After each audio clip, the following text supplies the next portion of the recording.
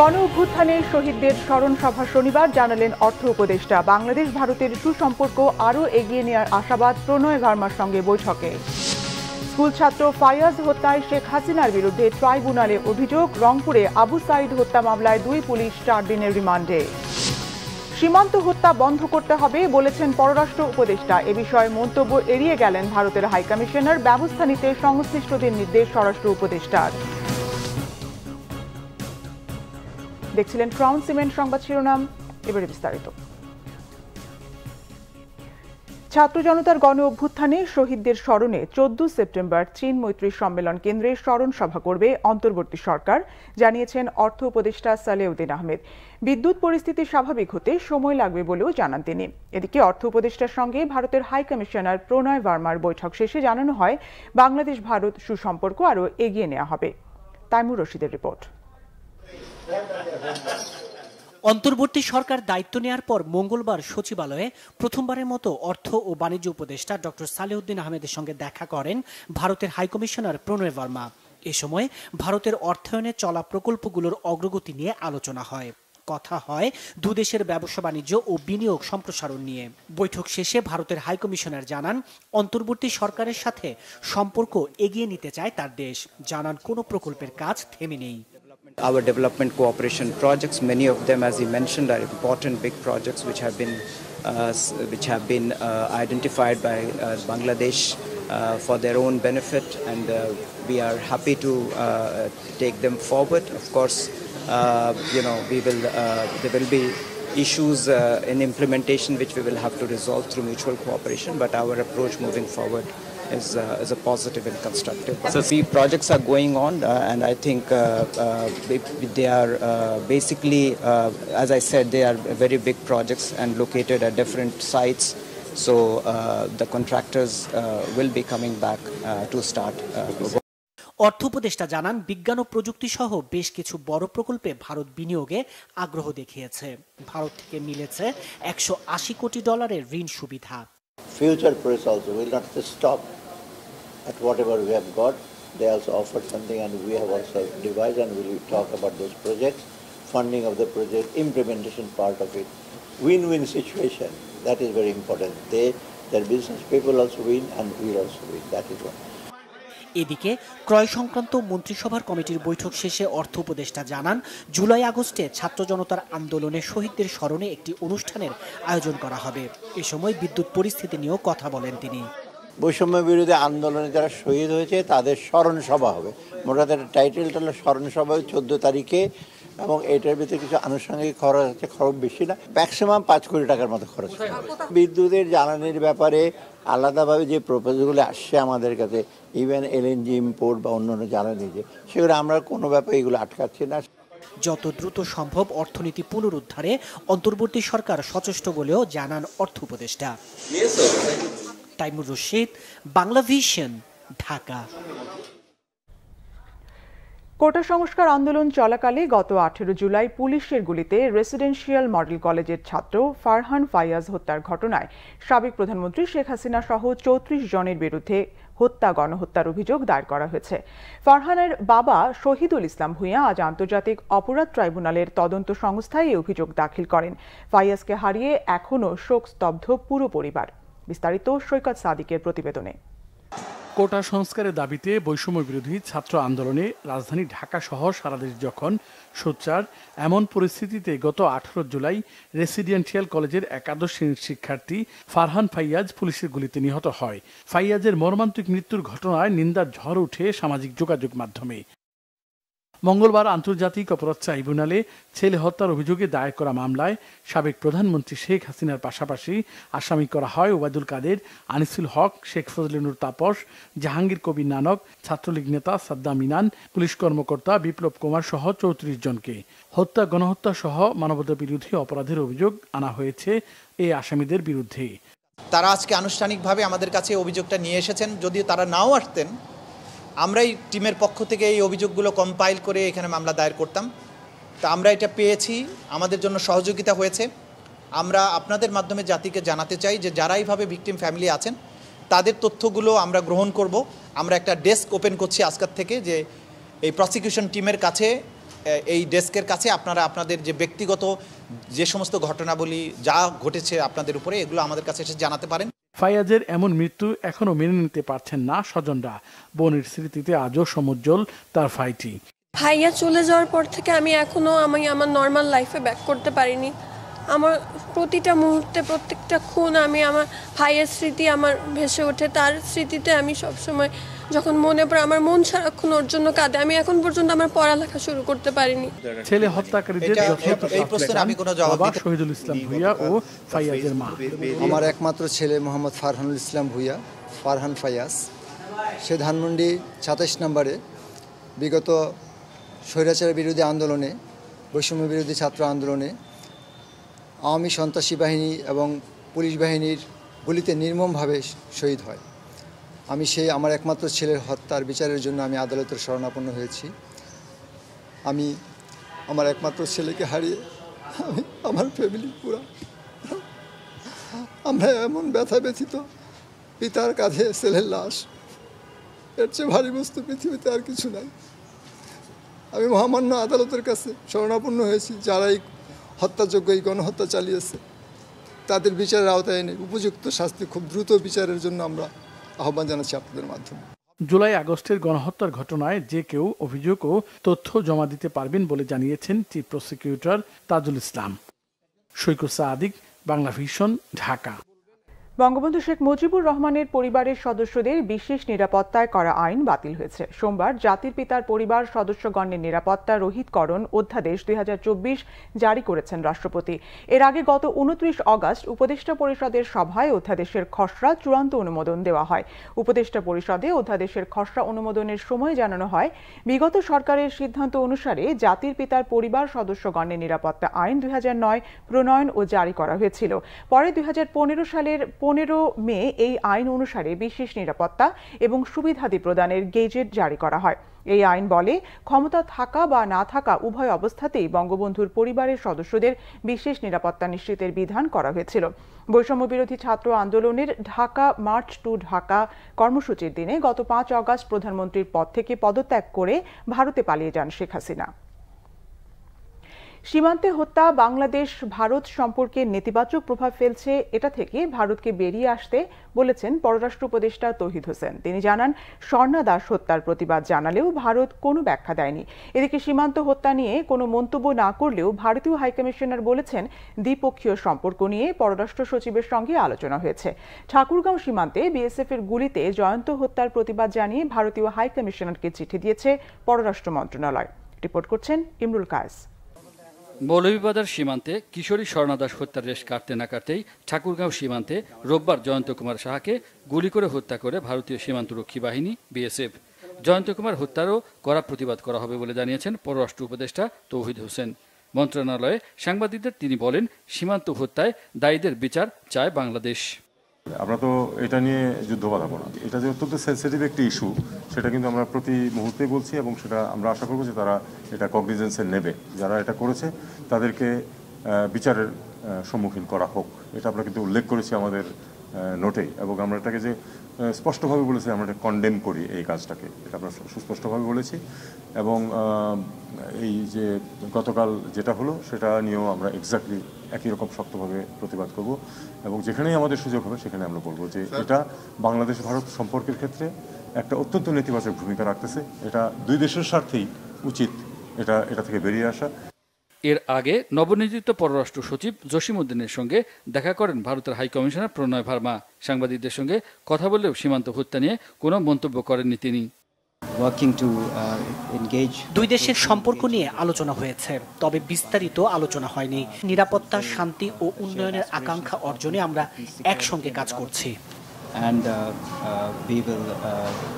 দুদেশের চলমান বন্ধুত্বপূর্ণ সম্পর্ক অব্যাহত রাখতে একসঙ্গে কাজ করতে তার দেশের আগ্রহের কথাও জানান ভারতের হাইকমিশনার। ইমরুল কায়েস, বাংলা ভিশন, ঢাকা। এদিকে স্বরাষ্ট্র উপদেষ্টা অবসরপ্রাপ্ত লেফটেন্যান্ট জেনারেল মোহাম্মদ জাহাঙ্গীর আলম চৌধুরী জানিয়েছেন, ভবিষ্যতে সীমান্ত হত্যা বন্ধে ব্যবস্থা নিতে সংশ্লিষ্ট কর্তৃপক্ষকে নির্দেশ দেওয়া হয়েছে। সচিবালয়ে পূজা উদযাপন কমিটির নেতাদের সঙ্গে বৈঠকের পর তিনি এ তথ্য জানান। সিলেটে শাহপরান সহ মাজারে হামলা বন্ধে আইনশৃঙ্খলা বাহিনীকে কঠোর নির্দেশ দেওয়ার কথাও জানান স্বরাষ্ট্র উপদেষ্টা। রিপোর্ট সৈয়দ আব্দুল মোহিতের। সীমান্তে সম্প্রতি বাংলাদেশি কিশোরী স্বর্ণা দাস ও জয়ন্ত কুমারকে গুলি করে হত্যা করে ভারতীয় সীমান্তরক্ষী বাহিনী বিএসএফ। এ ঘটনায় উদ্বেগ ও নিন্দা জানিয়ে চিঠি দিয়েছে বাংলাদেশ। দুর্গাপূজা সামনে রেখে সচিবালয়ে আইন শৃঙ্খলা সংক্রান্ত কমিটির বৈঠকে স্বরাষ্ট্র উপদেষ্টা অবসরপ্রাপ্ত লেফটেন্যান্ট জেনারেল মোহাম্মদ জাহাঙ্গীর আলম চৌধুরী সীমান্ত হত্যা বন্ধে কঠোর বার্তা দেন। ভবিষ্যতে এই ধরনের ঘটনা যেন না ঘটে এই ব্যবস্থা নেওয়ার জন্য আমি সংশ্লিষ্ট অথরিটিকে আদেশ করেছি এবং আমি আশা করব ভবিষ্যতে এই ধরনের ঘটনা ঘটবে না। পূজার সময় কিন্তু এখানে আরেকটা সমস্যা দেখা যায়, যেহেতু আমাদের যাওয়া আসা করে, মানে এই পারের লোক ও পারে পূজা দেখতে যায়, ওই পারের লোক এই পারে পূজা দেখতে আসে। আমি এই জন্য এখানে সবাইকে আমি অনুরোধ করেছি যে এবার যেন আপনারা বর্ডার বেল্টে ভালো ভালো পূজা মণ্ডপ করেন, যেন আমাদের লোক ওই পারে যেন না যায় পূজা দেখার জন্য, আর ওই পারের লোকও যেন এই পারে না আসে, এইটার ব্যবস্থা নেওয়ার জন্য। সিলেটে মাজারে হামলায় আইন শৃঙ্খলা বাহিনীকে ব্যবস্থা নেওয়ার নির্দেশও দেন স্বরাষ্ট্র উপদেষ্টা। আপরণে যে হামলা হয়েছে আমি সেই সম্বন্ধে কিছু জানি না, বাট কোনো ধরনের যেন কোনো ধরনের হামলা না হয় এটা এনশিওর করার দায়িত্ব আমার। এই ব্যবস্থা নিয়েছে আইন শৃঙ্খলা বাহিনীকে নির্দেশনা দেওয়া হয়েছে। বৈঠকে তিনি জানান, এখন পর্যন্ত সারা দেশে ৩২,৬৬৬টি পূজা মণ্ডপের নিরাপত্তায় সরকার প্রয়োজনীয় পদক্ষেপ নিতে যাচ্ছে। আকাশে হেলিকপ্টার থাকবে এবং দশমীর দিন ডুবুরি থাকবে, আমরা এভাবে সিদ্ধান্ত নিয়েছি। এবং মাদ্রাসার ছাত্ররা আমাকে বলেছেন যে পূজা কমিটি যদি চান তারা স্বেচ্ছাসেবক হিসেবে তারা কাজ করতে সম্মত আছেন। দেশে বিভিন্ন সময়ে মন্দিরে হামলার বিচার না হওয়ার অভিযোগ বাংলাদেশ পূজা উদযাপন পরিষদ নেতাদের। আমরা প্রত্যেকটা ঘটনা বলেছি, 5ই আগস্টের পূর্বাপরের কথাও বলেছি।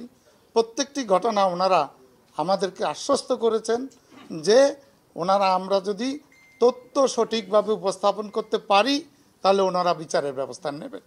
সৈয়দ আব্দুল মুহিত, বাংলা ভিশন, ঢাকা। বিএনপি চেয়ারপারসনের উপদেষ্টা জয়নুল আবদিন ফারুক বলেছেন, স্বৈরাচারী শেখ হাসিনাকে আশ্রয় দিয়ে ভারত ঠিক করেনি। বলেন, দেশটির প্রতিরক্ষা মন্ত্রী রাজনাথ সিং বাংলাদেশ নিয়ে যে মন্তব্য করেছেন এজন্য তাকে ক্ষমা চাইতে হবে। সকালে জাতীয় প্রেস ক্লাবের সামনে 12 দলীয় জোটের বিক্ষোভ সমাবেশে জয়নুল আবদিন বলেন, স্বৈরাচারী সরকারের পতন হয়েছে। সরকারের মন্ত্রী ও তাদের পরিবারের সদস্যদের বিরুদ্ধে আইনানুগ ব্যবস্থা নেওয়া গেলে জাতি এই সরকারের উপর খুশি হতো। ডক্টর ইউনূসকে দ্রুত রোড ম্যাপ দেওয়ারও তাগিদ দেন বিএনপির এই নেতা। এ সময় 12 দলীয় জোট প্রধান ও জাতীয় পার্টির চেয়ারম্যান মোস্তফা জামাল হায়দার বলেন, ভারতের উচিত শেখ হাসিনাকে ফেরত দেয়া।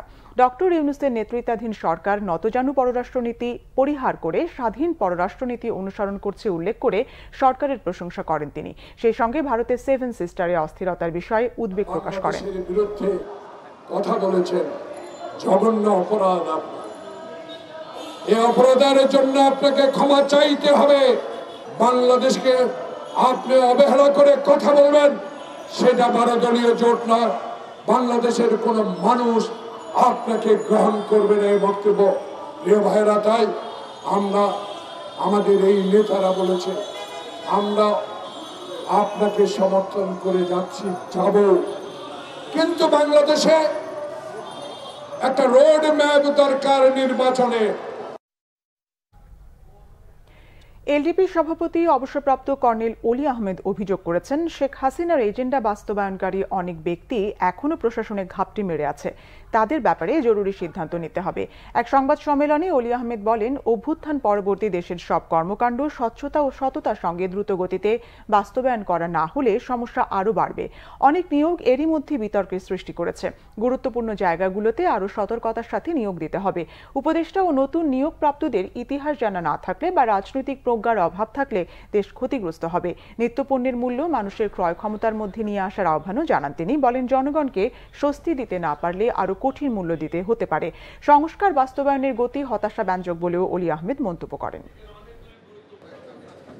শেখ হাসিনার এজেন্ডা বাস্তবায়নকারী ও লোটা বহনকারী অনেক ব্যক্তি এখনো প্রশাসনে গাপটি মেরে বসে আছে। তাদের ব্যাপারে জরুরি ভিত্তিতে সিদ্ধান্ত নিতে হবে। 1 মাস অতিক্রম হয়েছে, এখনো পর্যন্ত এই সরকারের নড়াচড়া নাই।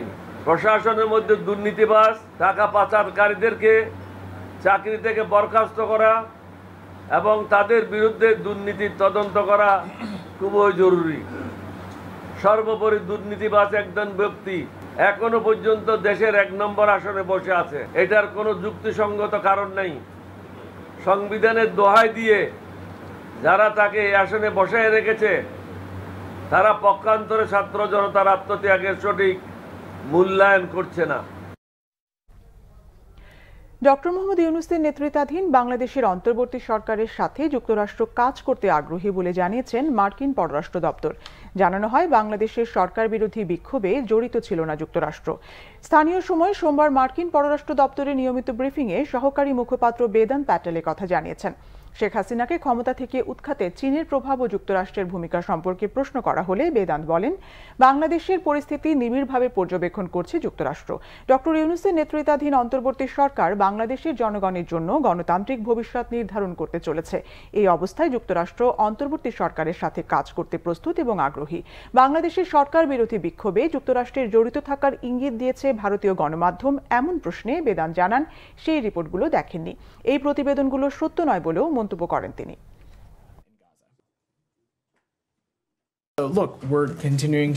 দেখুন, আমরা বাংলাদেশের পরিস্থিতি নিবিড়ভাবে পর্যবেক্ষণ করছি। আমরা ডক্টর ইউনূসের নেতৃত্বাধীন অন্তর্বর্তী সরকারের সাথে কাজ করার জন্য প্রস্তুত এবং আগ্রহী, কারণ এই সরকার বাংলাদেশের জনগণের জন্য গণতান্ত্রিক ভবিষ্যৎ নির্ধারণ করতে চলেছে।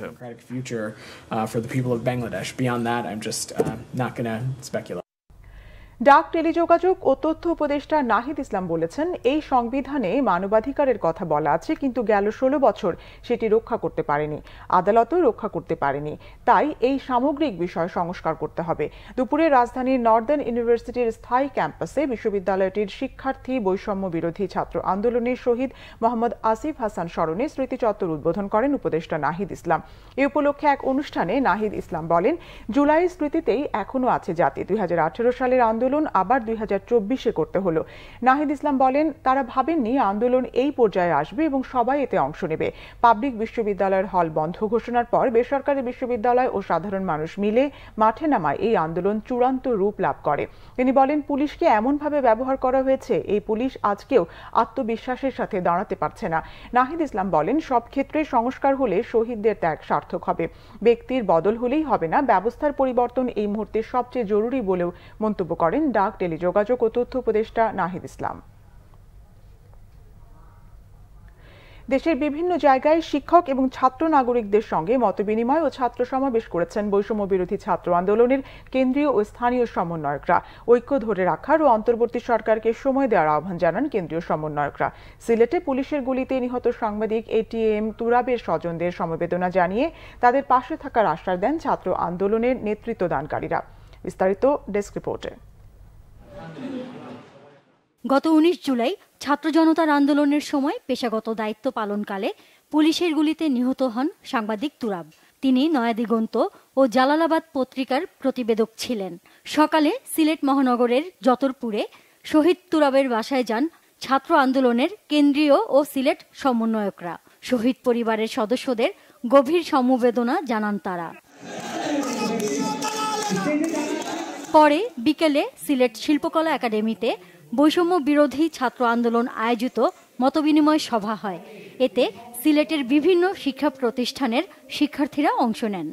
আসলে ক্ষতিপূরণ তো হয় না, যারা শহীদ হয়েছেন তাদের আসলে টাকার বিনিময়, অর্থের বিনিময়, সম্পদের বিনিময় আসলে তার ক্ষতিপূরণ কখনোই নিশ্চিত করা যায় না।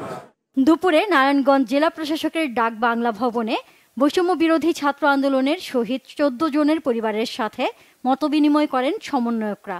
বিকালে ইজদার এলাকায় পৌর স্টেডিয়াম মাঠে ছাত্র নাগরিক মতবিনিময় সভা হয়। এ সময় সমন্বয়ক সার্জিস আলম বলেন, আগামীতে বৈষম্যমুক্ত সরকার গঠনে নেতৃত্ব দেবে ছাত্ররা। আমরা স্পষ্ট করে শুধু নারায়ণগঞ্জ নয়, আজকের এই মঞ্চ থেকে পুরো বাংলাদেশকে একটি কথা বলে দিতে চাই, বাংলাদেশের যে নতুন তরুণ প্রজন্ম আসছে, সেই তরুণ প্রজন্ম একটি সুন্দর বাংলাদেশ চায়। এদিকে রাঙামাটি কেন্দ্রীয় শহীদ মিনারের পাদদেশে ছাত্র সমাবেশে বক্তব্য রাখেন বৈষম্য বিরোধী ছাত্র আন্দোলনের কেন্দ্রীয় সমন্বয়ক হাসনাত আব্দুল্লাহ। রাষ্ট্র পুনর্গঠনে ঐক্যবদ্ধ থাকার আহ্বান জানান তিনি। চট্টগ্রাম বিভাগীয় সমন্বয়করাও এ সময় উপস্থিত ছিলেন। আবু সাঈদ মারা গিয়েছে, শহীদ হয়েছে, আপনারা জানেন চট্টগ্রামে। দুপুরে বরিশাল সরকারি BM কলেজের অধ্যক্ষের কক্ষে বিভিন্ন সরকারি কলেজের শিক্ষকদের সাথে মতবিনিময় করেন কেন্দ্রীয় সমন্বয়কদের একটি দল। সমন্বয়ক আব্দুল হান্নান মাসুদ জানান, প্রতিটি জেলায় সম্মেলন করে দখলদার ও চাঁদাবাজদের নাম ঘোষণা করা হবে। Nazneen Akter, Bangla Vision, news desk. রাজধানীর কারওয়ান বাজারে পেট্রো বাংলা অফিসের সামনে বিক্ষোভ ও ভাঙচুর করেছে Titas gas transmission and distribution কোম্পানির একদল কর্মকর্তা কর্মচারী। তিতাস গ্যাসে নতুন ব্যবস্থাপনা পরিচালক নিয়োগের প্রতিবাদে তাদের এই বিক্ষোভ। পতিত সরকারের দোসর আখ্যা দিয়ে নতুন এমডি শাহনেওয়াজ পারভেজকে অফিসে ঢুকতে না দেওয়ার ঘোষণা দেন তিতাসের কর্মীরা। আর পেট্রো বাংলার চেয়ারম্যান জনেন্দ্রনাথ সরকার বলেছেন, জড়িতদের বিরুদ্ধে নেওয়া হবে বিভাগীয় ব্যবস্থা। মুহিবুল্লাহ মুহিবের রিপোর্টে বিস্তারিত। রাষ্ট্রীয় মালিকানাধীন গ্যাস কোম্পানি তিতাসের নবনিযুক্ত ব্যবস্থাপনা পরিচালক শাহনেওয়াজ পারভেজ। অভিযোগ রয়েছে, গত 15 বছরে আওয়ামী লীগ সরকারের দোসর হয়ে কাজ করেছেন তিনি। নিয়মকানুনের তোয়াক্কা না করে অংশ নিয়েছেন রাজনৈতিক কার্যকলাপে। গণঅভ্যুত্থানের পর যখন স্বৈরশাসকদের দোসরদের চিহ্নিত করা হচ্ছে, তখন তিনি তিতাসের ব্যবস্থাপনা পরিচালক হিসেবে নিয়োগ পাওয়ায় বিস্ময় তিতাস কর্মীদের। দেখা যাচ্ছে এই পেটামালা থেকে সবসময় আমরা এই ধরনের নিগৃহীর শিকার হই যে ওনারা লোক নিয়োগ করে কিন্তু তার দায়ভার আমানিত হয়। প্রতিবাদে তিতাসের মাদার কোম্পানি পেট্রো বাংলার চেয়ারম্যান জনেন্দ্রনাথ সরকারের সাথে দেখা করতে গেলে প্রতিষ্ঠানটির কর্মীদের সাথে ধস্তাধস্তি বাঁধে। নতুন এমডির লোকজন, চেয়ারম্যানের লোকজন আমাদেরকে হামলা করেছে, কিন্তু আমরা কাউকে চিনতে পারি নাই। আমরা চাচ্ছি আমাদের যেসব সিনিয়র স্যাররা আছেন তাদের মধ্য থেকে এমডি করা হোক। বিষয়টি নিয়ে জানতে চাইলে পেট্রো বাংলার চেয়ারম্যান বলেন, তিতাসকে দুর্নীতিমুক্ত করতে একজন সৎ কর্মকর্তাকে এমডি হিসেবে নিয়োগ দিয়েছে সরকার। তিতাস কর্মীরা তাদের দুর্নীতি অব্যাহত রাখতেই নিজেদের মধ্য থেকে এমডি চাই বলেও মনে করেন তিনি। তিতাসে যে কর্মরত থেকে কোনো কর্মকর্তা যে ব্যাপক পরিমাণ সাফল্য দেখিয়ে কোনো এলাকার দুর্নীতি কমিয়ে দেওয়ার জন্য খুব উল্লেখযোগ্য কিছু করেছে, এটা পেট্রো বাংলা এবং এনার্জি সেক্টরের দৃষ্টিতে নাই। যার ফলে নতুন করে যখন এমডি দেওয়ার প্রশ্ন এসছে, তখন গোটা পেট্রো সেক্টরের মধ্যে তুলনামূলক গ্রহণযোগ্য, দুর্নীতির অভিযোগ কম আছে, স্মার্ট এবং সময় দিতে পারবে। এই কারণে জিটিসির বর্তমান যে এমডি ছিল পারভেজ, তাকে যাচাই করে এখানে নিয়োগ দেওয়া হয়েছে। এটা ছিল তিতাস কর্মীদের সীমাহীন দুর্নীতি এখন ধরা পড়ছে বলে দাবি করেন পেট্রো বাংলার চেয়ারম্যান জনেন্দ্রনাথ সরকার। এই ডকুমেন্টটা আমরা মুহিবুল্লাহ মুহিব, বাংলা ভিশন, ঢাকা। দ্বিতীয় ওয়ানডেতে শ্রীলঙ্কা নারী এই দলকে 7 উইকেটে হারিয়ে সিরিজে এগিয়ে গেছে বাংলাদেশ। কলম্বোতে বৃষ্টি বিঘ্নিত কার্টেল ওভারের ম্যাচ 20 ওভারে নেমে আসলে শ্রীলঙ্কার 5 উইকেটে 113 রানের টার্গেট 2 ওভার হাতে রেখেই লক্ষ্যে পৌঁছে যায় বাংলাদেশ। এর আগে প্রথম ওয়ানডে বৃষ্টিতে ভেসে যায়। দ্বিতীয় ম্যাচেও বৃষ্টির বাধায় 50 ওভার থেকে নেমে আসে 20 ওভারে। টস জিতে ব্যাটিং করে 20 ওভারে 5 উইকেটে 113 রান করে স্বাগতিক নারী এ দল।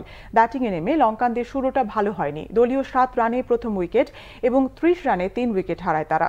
চতুর্থ উইকেটে পাওমি ওয়াতশালা ও সত্য সন্দীপনীর 46 রানের জুটিতে ঘুরে দাঁড়ানোর চেষ্টা করে স্বাগতিকরা, কিন্তু সন্দীপনীকে 36 রানে আউট করে লঙ্কানদের বড় ইনিংস গড়তে দেয়নি টাইগ্রেসরা। বাংলাদেশের হয়ে 2টি করে উইকেট নিয়েছেন অধিনায়ক রাবেয়া খান ও ফাহিমা খাতুন। জবাবে ব্যাটিংয়ে নেমে দলীয় 3 রানে opener Shamima Sultana run out হলেও দ্বিতীয় উইকেটে মুর্শিদা খাতুন ও দিলারা আক্তার 60 বলে 74 রানের জুটি গড়ে দলের জয়ের ভিত গড়ে দেন। 34 বলে 47 রানের ইনিংস খেলেন দিলারা, মুর্শিদা করেছেন 30 রান। এরপর নিগার সুলতানা জ্যোতি ও ঋতুমণি দলের জয় নিশ্চিত করেন।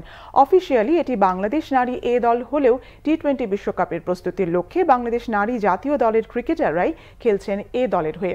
ওয়ানডে সিরিজের পর 12 সেপ্টেম্বর থেকে 5 ম্যাচ টি-20 সিরিজে মুখোমুখি হবে 2 দল। অপসারণ করা হলো 42টি ক্রীড়া ফেডারেশন ও অ্যাসোসিয়েশনের সভাপতিকে। যুব ও ক্রীড়া মন্ত্রণালয়ের এক প্রজ্ঞাপনে এই অব্যাহতির আদেশ জারি করা হয়। জাতীয় ক্রীড়া পরিষদ আইন 2018-র 22 ধারায় প্রদত্ত ক্ষমতা বলে shooting, handball, badminton, judo, table tennis সহ 42টি ক্রীড়া ফেডারেশন, অ্যাসোসিয়েশন, বোর্ড ও সংস্থার সভাপতিকে অপসারণ করেছে সরকার।